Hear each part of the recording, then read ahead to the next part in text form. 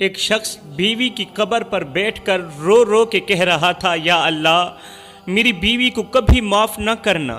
اب جو شوہروں کی فرما بردار بیویاں ہیں ان کی عظمت کو میرا سلام، لیکن جو نافرمان بیویاں ہیں وہ اس واقعے کو دل کے کانوں سے سنیں۔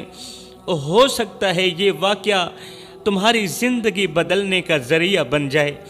رات کا وقت تھا، چاندنی اپنے حسن کی روشنی زمین پر بکھیر رہی تھی، لیکن ایک قبر کے پاس کھڑا شخص اندرونی تاریکی کا شکار تھا۔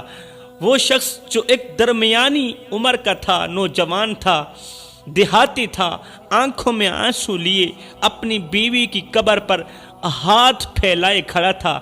اس کے الفاظ اتنے تلخ اور دل دہلا دینے والے تھے کہ سننے والوں کے دل لرز اٹھے، سننے والوں کے دل کانپنے لگے۔ یہ شخص کہہ رہا تھا، یا اللہ میری بیوی کو کبھی معاف نہ کرنا، یا اللہ میری بیوی کو کبھی معاف نہ کرنا۔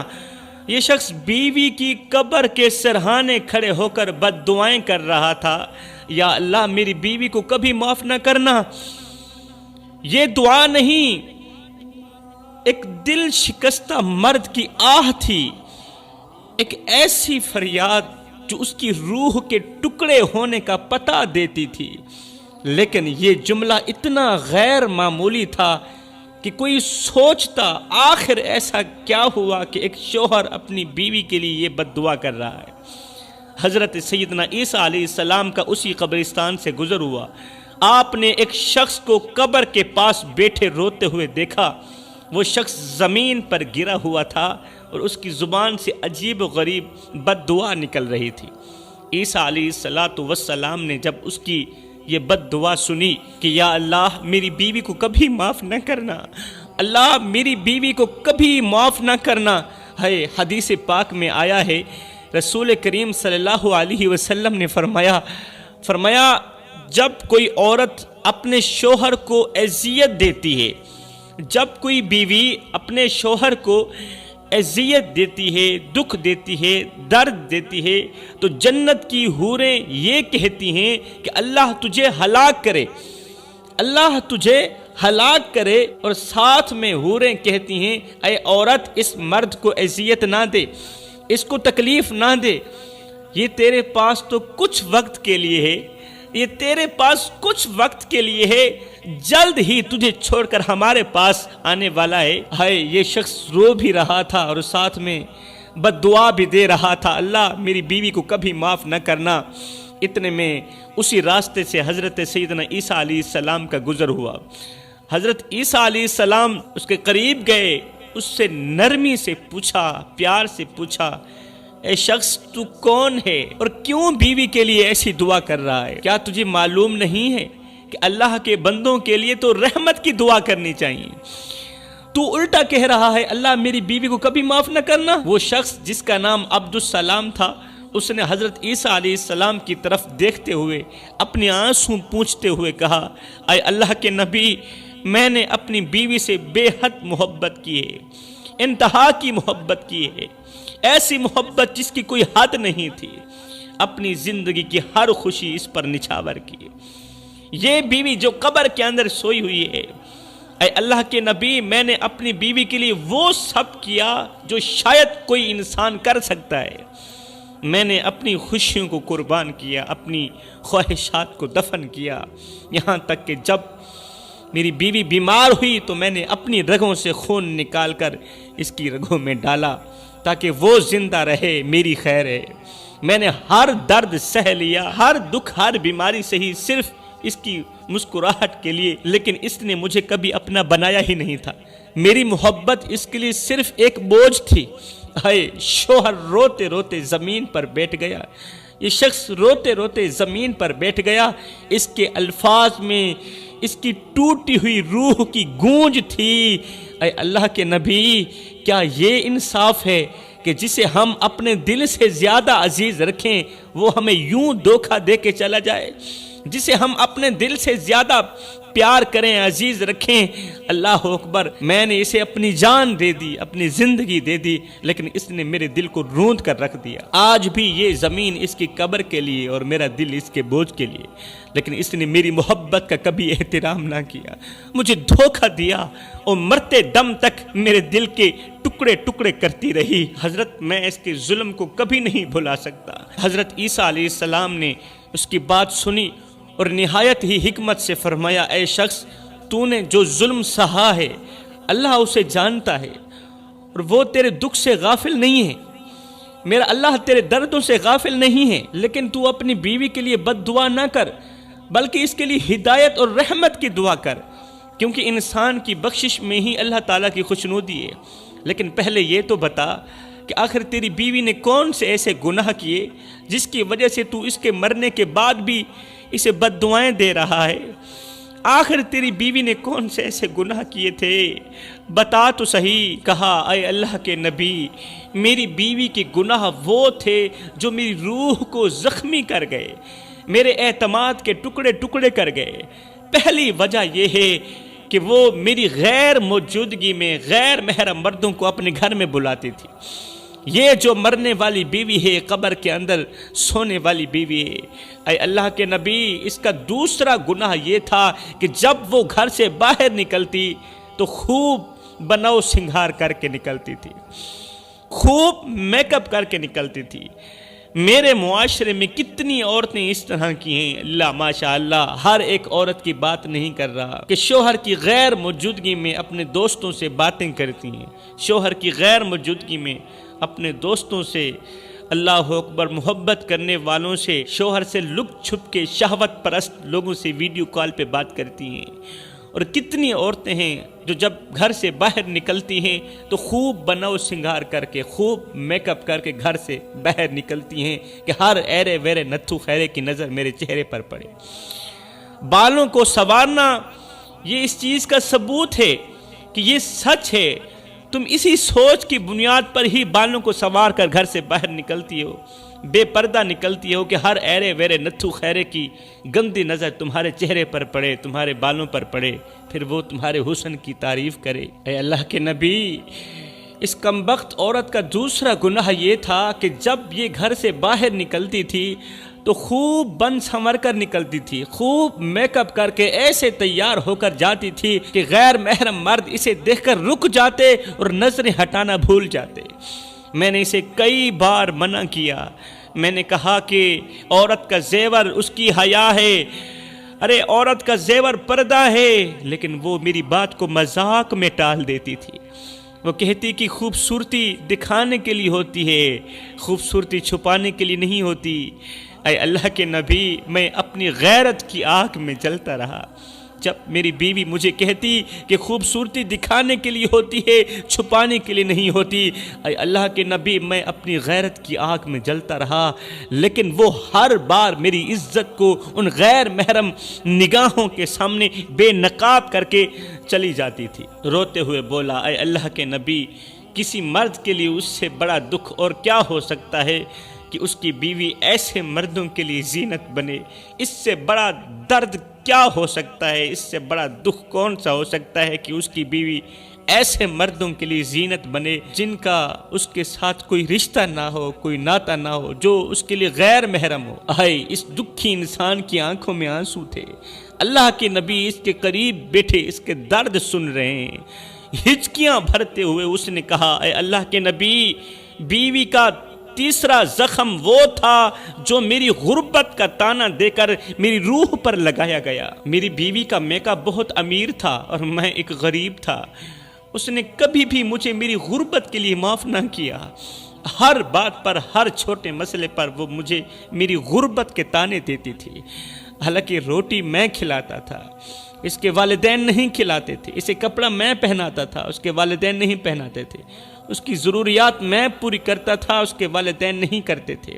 الٹا میری بیوی مجھے کہتی کہ میں نے اپنی زندگی برباد کر لی تجھ سے شادی کر کے، ایک ایسے نکمے کے ساتھ جو نہ میرے خواب پورے کر سکتا ہے، نہ خواہشیں پوری کر سکتا ہے۔ اے اللہ کے نبی، میں نے اپنی غربت کو اپنی زندگی کا حصہ مان لیا تھا، لیکن بیوی کے تانوں نے میری غربت کو میرے لیے ایک عذاب بنا دیا۔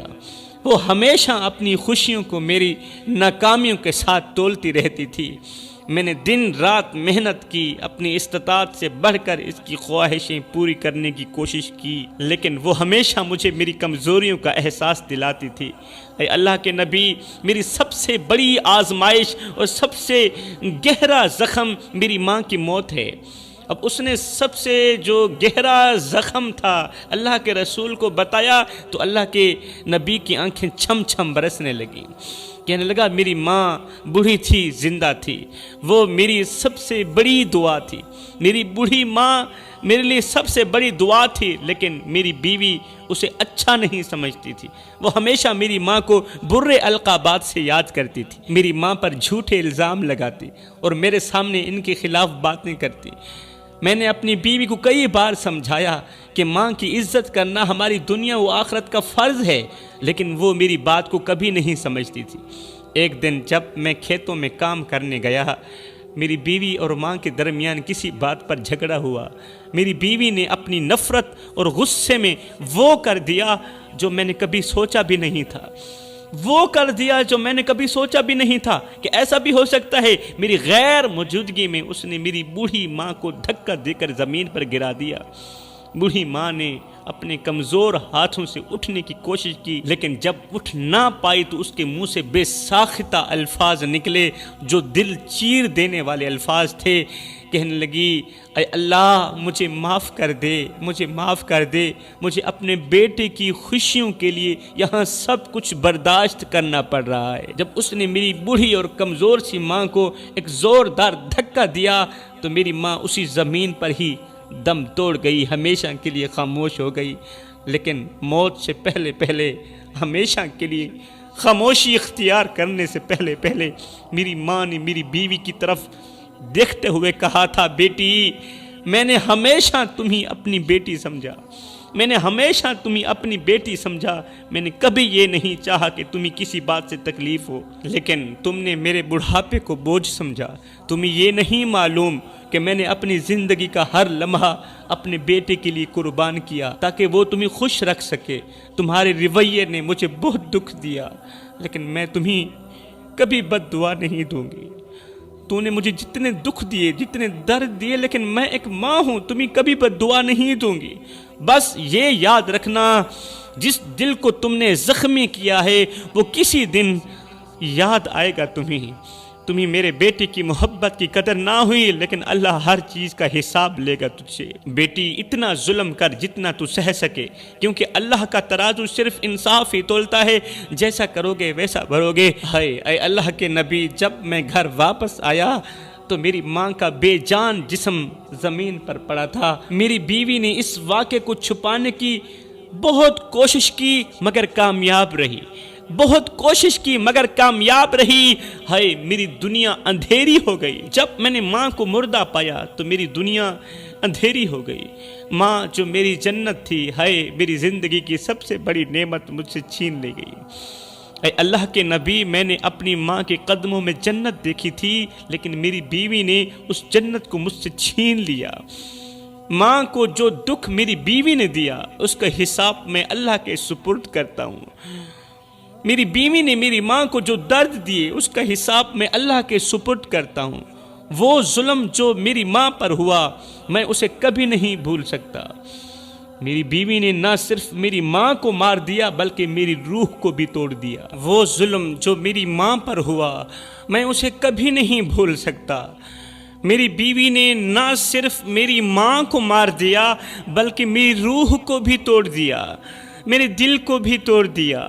آج میں اپنی ماں کی قبر کے سامنے معافی مانگتا ہوں اور بیوی کی قبر کے سامنے بد دعا کرتا ہوں کہ اللہ میری بیوی کو کبھی نہ بخشنا، میری بیوی کو کبھی نہ معاف کرنا، میری بیوی کو کبھی نہ بخشنا۔ ہے ابھی یہ شخص اللہ کے نبی کو اپنے دکھڑے سنا ہی رہا تھا، ابھی یہ شخص اللہ کے نبی کو اپنے درد سنا ہی رہا تھا کہ اچانک قبر کے اندر سے ایک خوفناک آواز آئی۔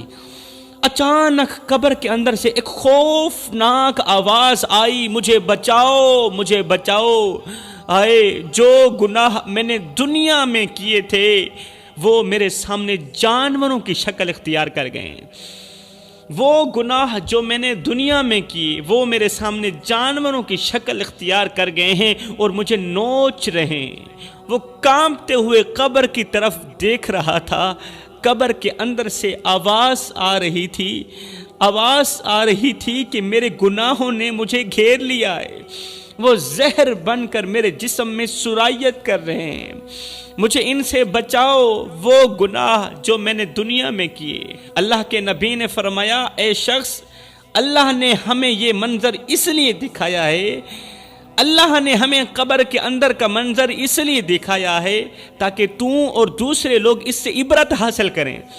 جو گناہ انسان دنیا میں کرتا ہے وہ آخرت میں اس کے لیے عذاب بن جاتے ہیں۔ انسان دنیا میں جھوٹ بولتا ہے، یہ جھوٹ والا گناہ آخرت میں اس کے لیے عذاب بن جاتا ہے۔ انسان دنیا میں چغلی غیبت کرتا ہے، بھائی کا گوشت کھاتا ہے، غیبت اور چغلی آخرت میں اس کے لیے عذاب بن جاتے ہیں۔ انسان دنیا میں ڈاکے ڈالتا ہے، لوگوں کے حق مارتا ہے، لوگوں کے دلوں کو توڑتا ہے، جڑے ہوئے رشتوں کو توڑتا ہے، یہ گناہ آخرت میں اس کے لیے عذاب بن جاتے ہیں۔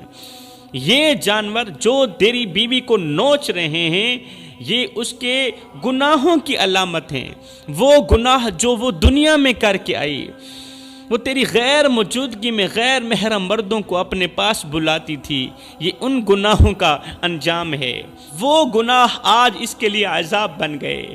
دنیا میں غیر محرم مردوں کے ساتھ تعلقات قائم رکھنے والے گناہ آج قبر کے اندر اس کے لیے عذاب بن گئے۔ اپنی ماں جیسی ہستی کے ساتھ ظلم کرنا اور اپنے شوہر کے حق کو پامال کرنا، یہ سب اسی گناہوں کی شکل میں اس پر عذاب بن کر آ گئے ہیں۔ اس شخص نے کہا، اے اللہ کے نبی، اے اللہ کے نبی، یہ منظر میرے دل کو چیر رہا ہے کہ میری بیوی قبر کے اندر رو رہی ہے اور قبر کے اندر بیٹھ کر مجھ سے مدد مانگ رہی ہے کہ مجھے اس عذاب سے بچا لو۔ اس شخص نے کہا، اے اللہ کے نبی، یہ منظر میرے دل کو چیر رہا ہے، میں نے اپنی بیوی کو بہت سمجھایا تھا، دنیا میں بہت سمجھایا تھا، لیکن اس نے کبھی میری بات کو اہمیت نہ دی۔ اب جب کہ میں اسے اس حال میں دیکھ رہا ہوں کہ وہ قبر کے اندر مجھ سے مدد مانگ رہی ہے کہ مجھے اس عذاب سے بچا لو، اب میرا دل چاہتا ہے کہ میں اسے کسی طرح بچا سکوں اور ہر حال میں بچاؤں۔ اللہ کے نبی، آخر یہ میری بیوی تھی، پوری زندگی نہ صحیح میرے ساتھ 2-4 دن تو خوشی کے گزار کے گئی تھی نا۔ اللہ کے نبی نے فرمایا، اے بندے، اگر تو اس کی قبر سے عذاب کو ہلکا کرنا چاہتا ہے تو یہ بد دعائیں دینا بند کر، اس کے حق میں دعا کر، اللہ تعالیٰ اس کے عذاب کو ہلکا کر دے۔ تو شوہر ہے، بیوی کی موت کے بعد بھی شوہر کی دعا اس کے حق میں قبول ہوتی ہے، شوہر کی دعا بیوی کی بخشش کا ذریعہ بنتی ہے، تو شوہر اس کے حق میں دعا کر اور یہ عذاب ہلکا ہو جائے گا۔ اس شخص نے اپنے آنسو صاف کرتے ہوئے ہاتھ اٹھائے، شوہر نے، دکھی شوہر نے اپنی آنکھوں سے آنسو صاف کرتے ہوئے ہاتھ اٹھائے، آسمان کی طرف دیکھ کر کہا، یا اللہ، تو سب کچھ جانتا ہے، میں تجھ سے التجا کرتا ہوں، دعا کرتا ہوں، تو اسے معاف کر دے۔ پوری زندگی نہ صحیح، پوری زندگی مجھے تڑپاتی رہی، 1-2 دن تو خوشی کے گزارے ہی ہوں گے میرے ساتھ،